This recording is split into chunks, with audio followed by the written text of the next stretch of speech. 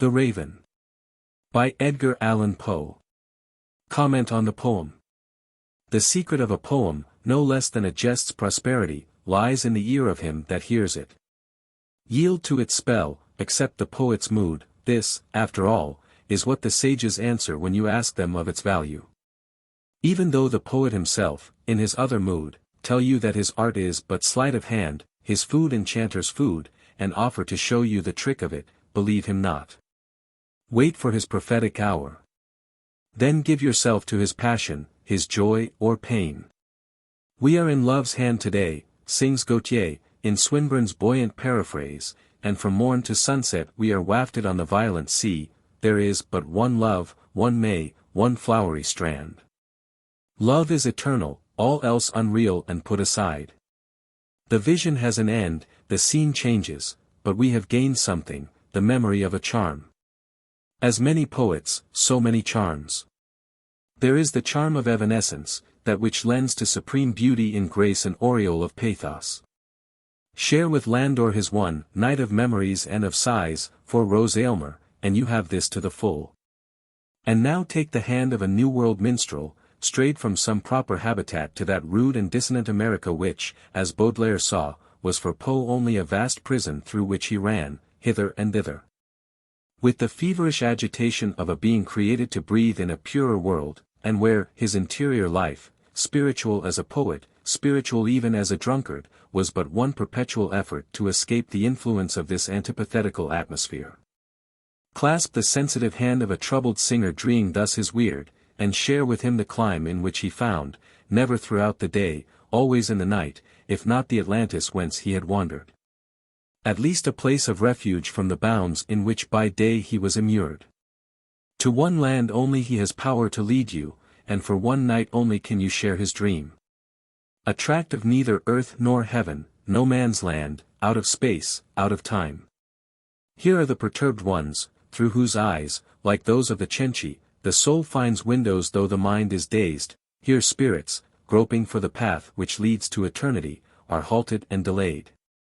It is the limbo of planetary souls, wherein are all moonlight uncertainties, all lost loves and illusions. Here some are fixed in trance, the only respite attainable. Others move fantastically to a discordant melody, while everywhere are sheeted memories of the past, shrouded forms that start and sigh as they pass the wanderer by. Such is the land, and for one night we enter it, a night of astral phases and recurrent chimes. Its monodies are 12 poems, whose music strives to change yet ever is the same. One by one they sound, like the chiming of the brazen and ebony clock, in The Masque of the Red Death, which made the waltzers pause with disconcert and tremulousness and meditation, as often as the hour came round. Of all these mystical cadences, the plaint of the raven, vibrating through the portal, chiefly has impressed the outer world. What things go to the making of a poem, and how true in this, as in most else, that race which named its bards, the makers. A work is called out of the void. Where there was nothing, it remains, a new creation, part of the treasure of mankind. And a few exceptional lyrics, more than others that are equally creative, compel us to think anew how bravely the poet's pen turns things unknown to shapes, and gives to airy nothing a local habitation, and a name. Each seems without a prototype, yet all fascinate us with elements wrested from the shadow of the supernatural. Now the highest imagination is concerned about the soul of things. It may or may not inspire the fantasy that peoples with images the interlunar vague. Still, one of these lyrics, in its smaller way, affects us with a sense of uniqueness, as surely as the sublimer works of a supernatural cast, Marlowe's Faustus, the Faust of Goethe, Manfred, or even those ethereal masterpieces, The Tempest and A Midsummer Night's Dream. More than one, while otherwise unique, has some burden or refrain which haunts the memory, once heard, never forgotten, like the tone of a rarely used but distinctive organ stop. Notable among them is Berger's Lenore, that ghostly and resonant ballad, the lure and foil of the translators. Few will deny that Coleridge's wondrous Rime of the Ancient Mariner stands at their very head. Le Juif would have claims, had Beranger been a greater poet, and, but for their remoteness from popular sympathy, the Lady of Shalott and the Blessed Damozel might be added to the list. It was given to Edgar Allan Poe to produce two lyrics, The Bells and The Raven, each of which, although perhaps of less beauty than those of Tennyson and Rossetti, is a unique.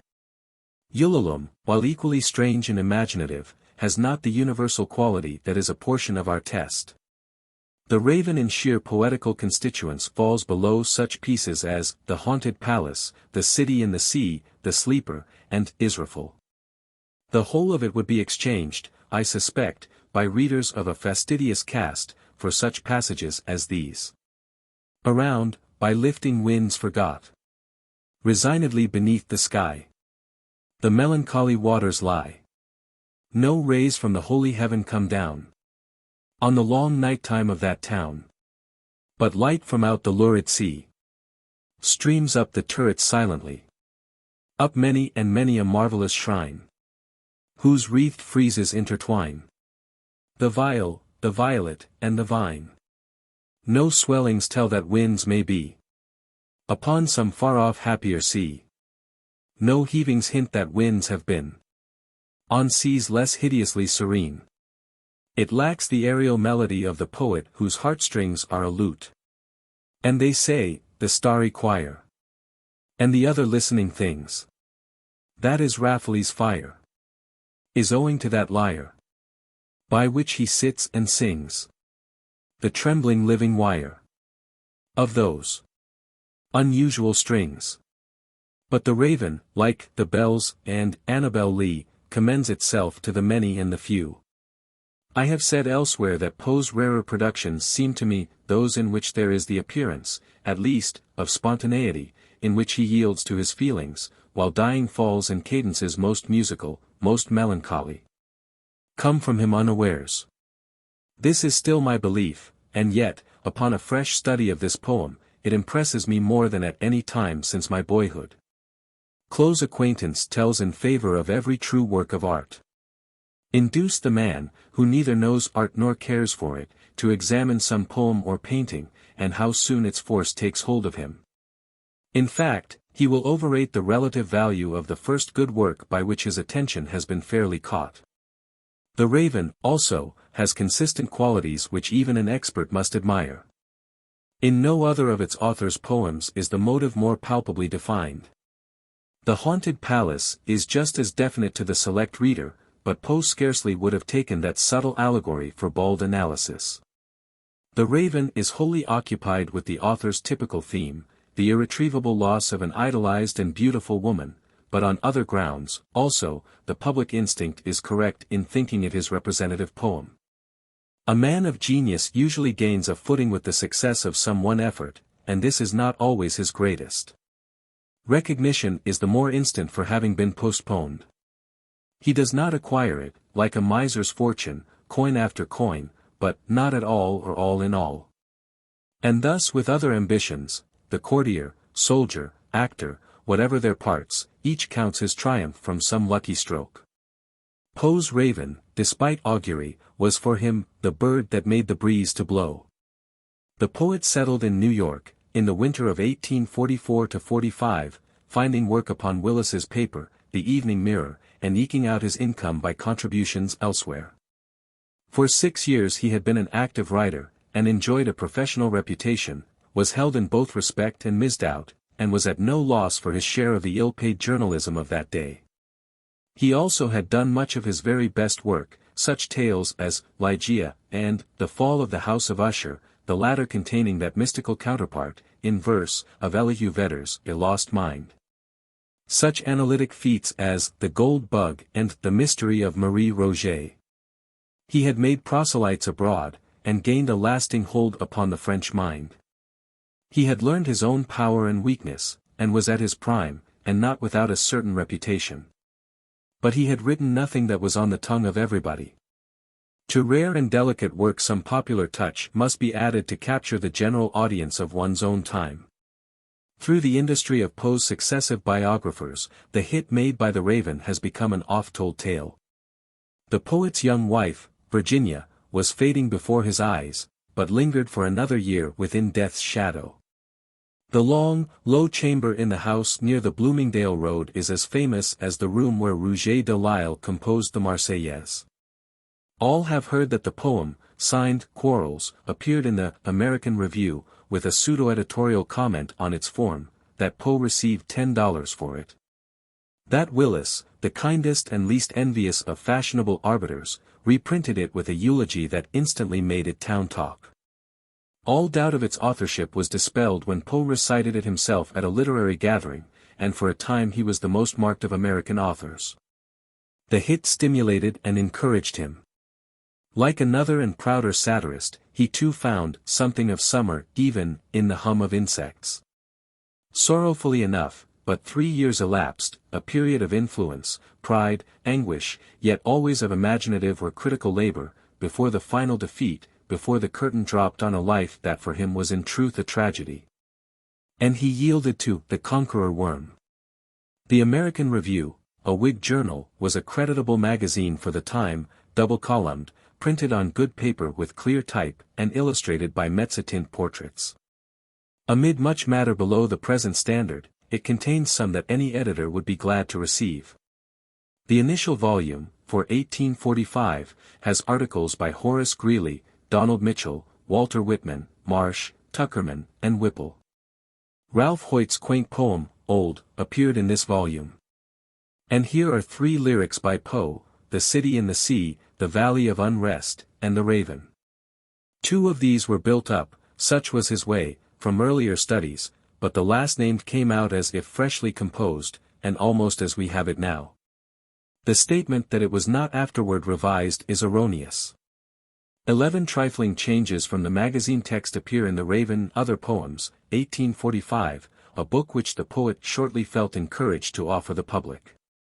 These are mostly changes of punctuation, or of single words, the latter kind made to heighten the effect of alliteration. In Mr. Lang's pretty edition of Poe's verse, brought out in the Parchment Library, he has shown the instinct of a scholar, and has done wisely, in going back to the text in the volume just mentioned, as given in the London issue of 1846. The standard Griswold collection of the poet's works abounds with errors. These have been repeated by later editors, who also have made errors of their own. But the text of The Raven, owing to the requests made to the author for manuscript copies, was still farther revised by him. In fact, he printed it in Richmond, just before his death, with the poetic substitution of seraphim whose footfalls for angels whose faint footfalls, in the 14th stanza. Our present text, therefore, while substantially that of 1845, is somewhat modified by the poet's later reading, and is, I think, the most correct and effective version of this single poem. The most radical change from the earliest version appeared, however, in the volume in 1845. The 11th stanza originally having contained these lines, faulty in rhyme and otherwise a blemish on the poem. Caught from some unhappy master, whom unmerciful disaster followed fast and followed faster, so, when hope he would adjure, stern despair returned, instead of the sweet hope he dared adjure. That sad answer, nevermore. It would be well if other, and famous, poets could be as sure of making their changes always improvements. Poe constantly rehandled his scanty show of verse, and usually bettered it. The Raven was the first of the few poems which he nearly brought to completion before printing. It may be that those who care for poetry lost little by his death. Fluent in prose, he never wrote verse for the sake of making a poem. When a refrain of image haunted him, the lyric that resulted was the inspiration, as he himself said, of a passion, not of a purpose. This was at intervals so rare as almost to justify the Fairfield theory that each was the product of a nervous crisis. What, then, gave the poet his clue to the Raven? From what misty foundation did it rise slowly to a music slowly breathed? As usual, more than one thing went to the building of so notable a poem. Considering the longer sermons often preached on brief and less suggestive texts, I hope not to be blamed for this discussion of a single lyric, especially one which an artist like Dorr has made the subject of prodigal illustration. Until recently I had supposed that this piece, and a few which its author composed after its appearance, were exceptional in not having grown from germs in his boyish verse. But Mr. Fearing Gill has shown me some unpublished stanzas by Poe, written in his 18th year, and entitled, The Demon of the Fire. The manuscript appears to be in the poet's early handwriting, and its genuineness is vouched for by the family in whose possession it has remained for half a century. Besides the plainest germs of The Bells and The Haunted Palace, it contains a few lines somewhat suggestive of the opening and close of The Raven. As to the rhythm of our poem, a comparison of dates indicates that this was influenced by the rhythm of Lady Geraldine's courtship. Poe was one of the first to honor Miss Barrett's genius. He inscribed his collected poems to her as the noblest of her sex, and was in sympathy with her lyrical method. The lines from her love poem. With a murmurous stir uncertain, in the air, the purple curtain swelleth in and swelleth out around her motionless pale brows. Found an echo in these. And the silken sad uncertain rustling of each purple curtain thrilled me, filled me with fantastic terrors never felt before. Here Poe assumed a privilege for which he roughly censured Longfellow, and which no one ever sought on his own premises without swift detection and chastisement. In melody and stanzaic form, we shall see that the two poems are not unlike, but in motive they are totally distinct. The generous poetess felt nothing but the true originality of the poet. This vivid writing, she exclaimed, this power which is felt. Our great poet, Mr. Browning, author of Paracelsus, and is enthusiastic in his admiration of the rhythm. Mr. Ingram, after referring to Lady Geraldine, cleverly points out another source from which Poe may have caught an impulse. In 1843, Albert Pike, the half-Greek, half-frontiersman, poet of Arkansas, had printed in The New Mirror, for which Poe then was writing, some verses entitled Isidore, but since revised by the author and called The Widowed Heart. I select from Mr. Pike's revision the following stanza, of which the main features correspond with the original version. Restless I pace our lonely rooms, I play our songs no more. The garish sun shines flauntingly upon the unswept floor. The mockingbird still sits and sings, O melancholy strain. For my heart is like an autumn cloud that overflows with rain. Thou art lost to me forever, Isidore. Here we have a prolonged measure, a similarity of refrain, and the introduction of a bird whose song enhances sorrow. There are other trails which may be followed by the curious, notably, a passage which Mr. Ingram selects from Poe's final review of Barnaby Rudge. The Raven, too, might have been made, more than we now see it, a portion of the conception of the fantastic Barnaby. Its character might have performed, in regard to that of the idiot, much the same part as does, in music, the accompaniment in respect to the air. Nevertheless, after pointing out these germs and resemblances, the value of this poem still is found in its originality. The progressive music, the scenic detail and contrasted light and shade, above all, the spiritual passion of the nocturne, make it the work of an informing genius. As for the gruesome bird, he is unlike all the other ravens of his clan, from the Twa Corbys and Three Ravens of the balladists to Barnaby's rumpled grip. Here is no semblance of the cawing rook that haunts ancestral turrets and treads the field of heraldry. No boding phantom of which Tickell sang that, when shrieking at her window thrice, the raven flapped his wing. Too well the love-lorn maiden knew the solemn boding sound. Poe's raven is a distinct conception. The incarnation of a mourner's agony and hopelessness, a sable-embodied memory, the abiding chronicler of doom, a type of the irreparable. Escaped across the Styx, from the night's Plutonian shore, he seems the imaged soul of the questioner himself, of him who cannot, will not, quaff the kind nepenthe, because the memory of Lenore is all that is left him. And with the surcease of his sorrow even that would be put aside. The Raven also may be taken as a representative poem of its author, for its exemplification of all his notions of what a poem should be. These are found in his essays on The Poetic Principle, The Rationale of Verse, and The Philosophy of Composition.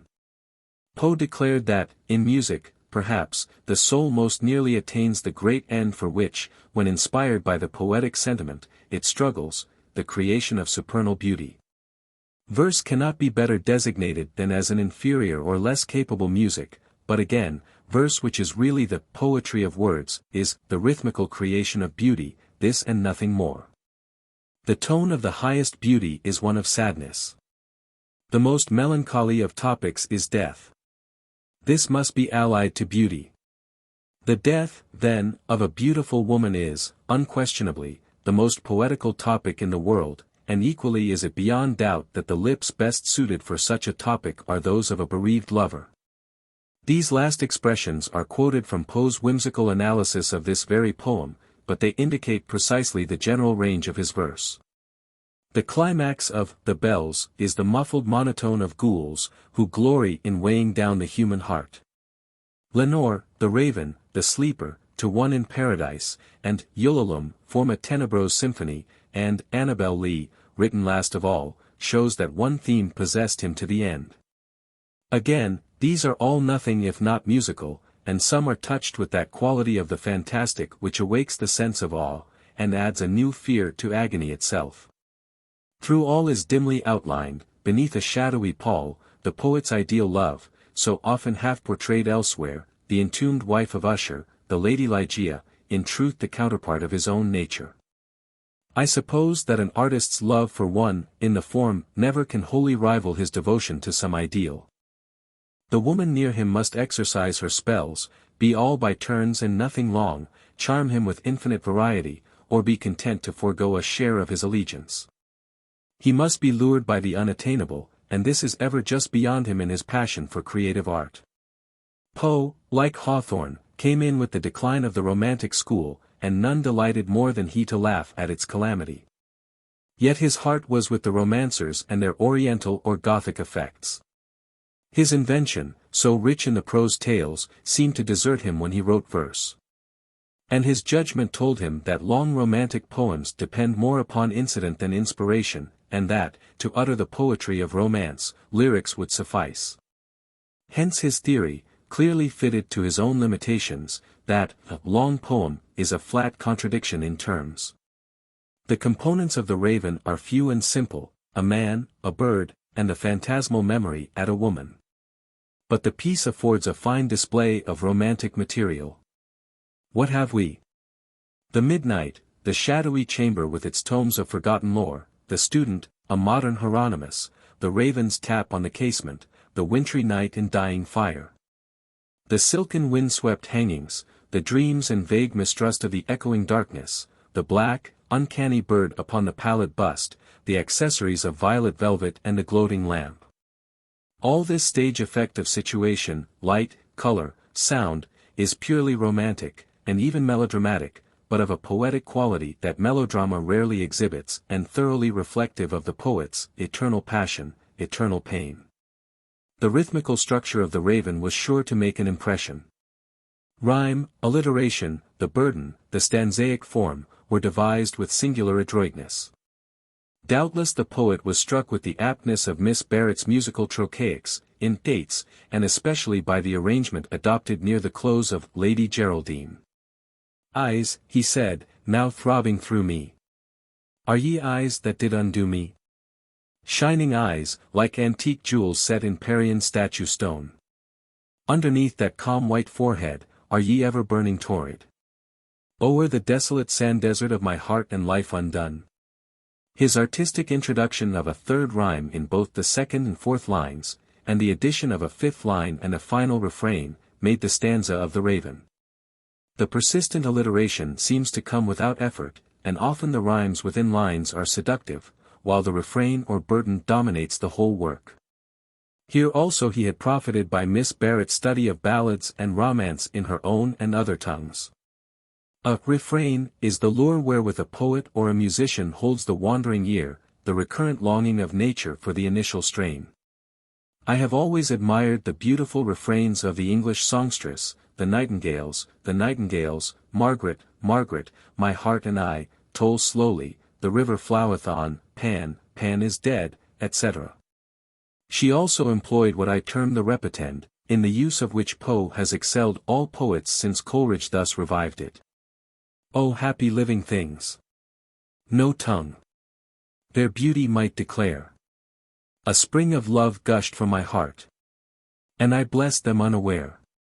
Sure my kind saint took pity on me, and I blessed them unaware. Poe created the fifth line of his stanza for the magic of the repetend. He relied upon it to the uttermost in a few later poems, Lenore, Annabel Lee, Ulalume, and For Annie. It gained a wild and melancholy music, I have thought, from the sweet influences of the Afric burdens and repetends that were sung to him in childhood, attuning with their native melody the voice of our Southern poet. The philosophy of composition, his analysis of the Raven, is a technical dissection of its method and structure. Neither his avowal of cold-blooded artifice, nor his subsequent avowal to friends that an exposure of this artifice was only another of his intellectual hoaxes, need be wholly credited. If he had designed the complete work in advance, he scarcely would have made so harsh a prelude of rattle-pan rhymes to the delicious melody of the second stanza, not even upon his theory of the fantastic. Of course an artist, having perfected a work, sees, like the first artist, that it is good, and sees why it is good. A subsequent analysis, coupled with a disavowal of any sacred fire, readily enough may be made. My belief is that the first conception and rough draft of this poem came as inspiration always comes. That its author then saw how it might be perfected, giving it the final touches described in his chapter on composition, and that the latter, therefore, is neither wholly false nor wholly true. The harm of such analysis is that it tempts a novice to fancy that artificial processes can supersede imagination. The impulse of genius is to guard the secrets of its creative hour. Glimpses obtained of the toil, the baffled experiments, which precede a triumph, as in the sketch work of Hawthorne recently brought to light, afford priceless instruction and encouragement to the sincere artist. But one who voluntarily exposes his muse to the gaze of all comers should recall the fate of King Kendall's. The world still thinks of Poe as a luckless man of genius. I recently heard him mentioned as one whom everybody seems chartered to misrepresent, decry, or slander. But it seems to me that his ill luck ended with his pitiable death, and that since then his defense has been persistent, and his fame of as steadfast growth as a suffering and gifted author could pray for in his hopeful hour. Griswold's decrial and slander turned the current in his favor. Critics and biographers have come forward with successive refutations, with tributes to his character, with new editions of his works. His own letters and the minute incidents of his career are before us, the record, good and bad, is widely known. No appeller has received more tender and forgiving judgment. His mishaps in life belonged to his region and period, perchance still more to his own infirmity of will. Doubtless his environment was not one to guard a fine-grained, ill-balanced nature from perils without and within. His strongest will, to be lord of himself, gained for him that heritage of woe. He confessed himself the bird's unhappy master, the stricken sufferer of this poem. But his was a full share of that dramatic temper which exults in the presage of its own doom. There is a delight in playing one's high part, we are all gladiators, crying Ave Imperator. To quote Burke's matter of fact, in grief the pleasure is still uppermost, and the affliction we suffer has no resemblance to absolute pain, which is always odious, and which we endeavor to shake off as soon as possible. Poe went farther, and was an artist even in the tragedy of his career. If, according to his own belief, sadness and the vanishing of beauty are the highest poetic themes, and poetic feeling the keenest earthly pleasure, then the sorrow and darkness of his broken life were not without their frequent compensation. In the following pages, we have a fresh example of an artist's genius characterizing his interpretation of a famous poem. Gustave Doré, the last work of whose pencil is before us, was not the painter, or even the draftsman, for realists demanding truth of tone, figure, and perfection. Such matters concerned him less than to make shape and distance, light and shade, assist his purpose, which was to excite the soul, the imagination, of the looker-on. This he did by arousing our sense of awe, through marvelous and often sublime conceptions of things unutterable and full of gloom or glory. It is well said that if his works were not great paintings, as pictures they are great indeed. As a literary artist, and such he was, his force was in direct ratio with the dramatic invention of his author, with the brave audacities of the spirit that kindled his own. Hence his success with Rabelais, with Le Jeu Effarant, Les Contes Drôlatiques, and Don Quixote, and hence, conversely, his failure to express the beauty of Tennyson's Idylls, of Il Paradiso, of the Hebrew pastorals, and other texts requiring exaltation, or sweetness and repose. He was a born master of the grotesque, and by a special insight could portray the spectres of a haunted brain. We see objects as his personages saw them, and with the very eyes of the wandering Jew, the bewildered Don, or the goldsmith's daughter whose fancy so magnifies the king in the shop on the Pontchartrain. It was in the nature of things that he should be attracted to each masterpiece of verse or prose that I have termed unique. The lower kingdoms were called into his service. His rocks, trees and mountains, the sky itself, are animate with motive and diablerie. Had he lived to illustrate Shakespeare, we should have seen a remarkable treatment of Caliban, the witches, the storm in Lear. But doubtless should have questioned his ideals of Imogen or Miranda. Beauty pure and simple, and the perfect excellence thereof, he rarely seemed to comprehend. Yet there is beauty in his designs for the Ancient Mariner, unreal as they are, and a consecutiveness rare in a series by Doré. The rhyme afforded him a prolonged story, with many shiftings of the scene. In the Raven sound and color preserve their monotone and we have no change of place or occasion. What is the result? Doré proffers a series of variations upon the theme as he conceived it, the enigma of death and the hallucination of an inconsolable soul. In some of these drawings his faults are evident. Others reveal his powerful originality, and the best qualities in which, as a draftsman, he stood alone. Plainly there was something in common between the working moods of Poe and Doré. This would appear more clearly had the latter tried his hand upon the tales of the grotesque and arabesque. Both resorted often to the elfland of fantasy and romance. In melodramatic feats they both, through their command of the supernatural, avoided the danger line between the ideal and the absurd. Poe was the truer worshipper of the beautiful. His love for it was a consecrating passion, and herein he parts company with his illustrator. Poet or artist, death at last transfigures all, within the shadow of his sable harbinger, Vedder's symbolic crayon aptly sets them face to face, but enfolds them with the mantle of immortal wisdom and power. An American woman has wrought the image of a star-eyed genius with the final torch, the exquisite semblance of one whose vision beholds, but whose lips may not utter, the mysteries of a land beyond, the door of a legend tomb. Edmund C. Stedman. The poem. The Raven. Once upon a midnight dreary, while I pondered, weak and weary, over many a quaint and curious volume of forgotten lore. While I nodded, nearly napping, suddenly there came a tapping, as of some one gently rapping at my chamber door. "'T is some visitor,' I muttered, tapping at my chamber door. Only this, and nothing more. Ah, distinctly I remember it was in the bleak December. And each separate dying ember wrought its ghost upon the floor. Eagerly I wished the morrow, vainly I had sought to borrow from my book surcease of sorrow, sorrow for the lost Lenore. For the rare and radiant maiden whom the angels name Lenore. Nameless here for evermore.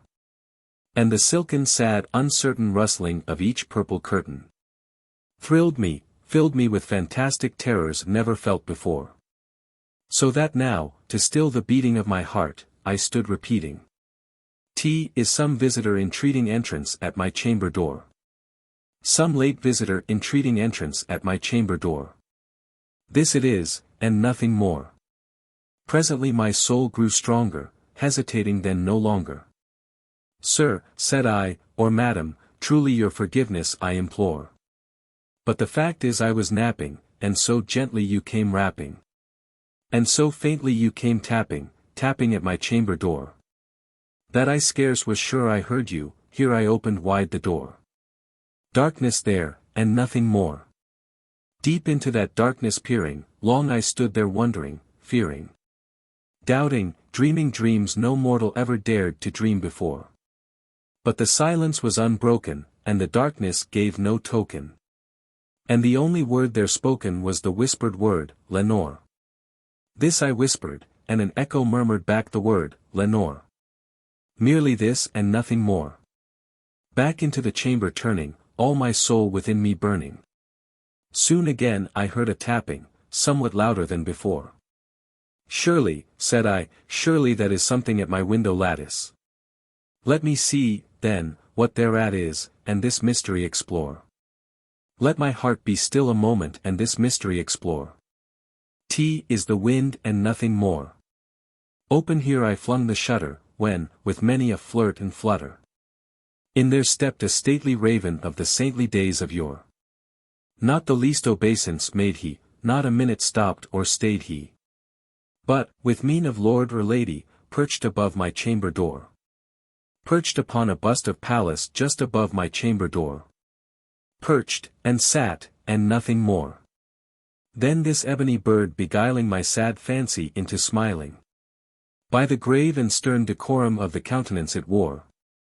Though thy crest be shorn and shaven, thou, I said, art sure no craven. Ghastly grim and ancient raven wandering from the nightly shore. Tell me what thy lordly name is on the night's Plutonian shore. Quoth the raven, Nevermore. Much I marveled this ungainly fowl to hear discourse so plainly. Though its answer little meaning, little relevancy bore. For we cannot help agreeing that no living human being ever yet was blessed with seeing bird above his chamber door. Bird or beast upon the sculptured bust above his chamber door. With such name as, Nevermore. But the raven, sitting lonely on the placid bust, spoke only that one word, as if his soul in that one word he did outpour. Nothing further then he uttered, not a feather then he fluttered. Till I scarcely more than muttered, other friends have flown before. On the morrow he will leave me, as my hopes have flown before. Then the bird said, Nevermore. Startled at the stillness broken by replies so aptly spoken. Doubtless, said I, what it utters is its only stock and store. Caught from some unhappy master whom unmerciful disaster followed fast and followed faster till his songs one burden bore. Till the dirges of his hope that melancholy burden bore. Of, nevermore. But the raven still beguiling all my sad soul into smiling. Straight I wheeled a cushioned seat in front of bird and bust and door. Then, upon the velvet sinking, I betook myself to linking fancy unto fancy, thinking what this ominous bird of yore.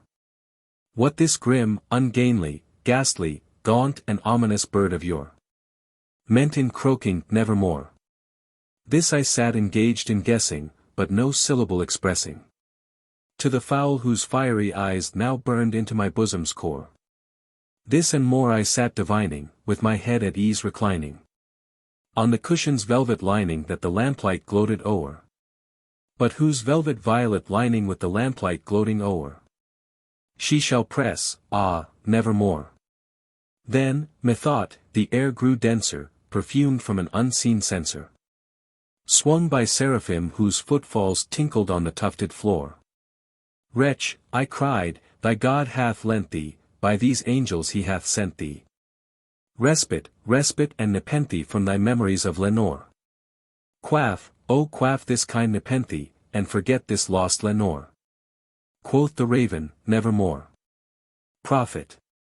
Said I, thing of evil, prophet still, if bird or devil. Whether tempter sent, or whether tempest tossed thee here ashore. Desolate yet all undaunted, on this desert land enchanted. On this home by horror haunted, tell me truly, I implore. Is there balm in Gilead? Tell me, I implore. Quoth the raven, Nevermore. Prophet, said I, thing of evil, prophet still, if bird or devil. By that heaven that bends above us, by that God we both adore. Tell this soul with sorrow laden if, within the distant Iden, it shall clasp a sainted maiden whom the angels name Lenore. Clasp a rare and radiant maiden whom the angels name Lenore. Quoth the raven, Nevermore. Be that word our sign of parting, bird or fiend. I shrieked, upstarting. Get thee back into the tempest and the night's Plutonian shore. Leave no black plume as a token of that lie thy soul hath spoken. Leave my loneliness unbroken, quit the bust above my door. Take thy beak from out my heart, and take thy form from off my door. Quoth the raven, Nevermore. And the raven, never flitting, still is sitting, still is sitting. On the pallid bust of Pallas just above my chamber door. And his eyes have all the seeming of a demon's that is dreaming. And the lamplight o'er him streaming throws his shadow on the floor. And my soul from out that shadow that lies floating on the floor shall be lifted, nevermore. Once upon a midnight dreary, while I pondered, weak and weary, over many a quaint and curious volume of forgotten lore. Ah, distinctly I remember it was in the bleak December. And each separate dying ember wrought its ghost upon the floor. Eagerly I wished the morrow. Vainly I had sought to borrow from my book surcease of sorrow, sorrow for the lost Lenore. Sorrow for the lost Lenore. For the rare and radiant maiden whom the angels name Lenore. Nameless here for evermore. Is some visitor entreating entrance at my chamber door. Some late visitor entreating entrance at my chamber door. Here I opened wide the door. Darkness there, and nothing more. Doubting, dreaming dreams no mortal ever dared to dream before.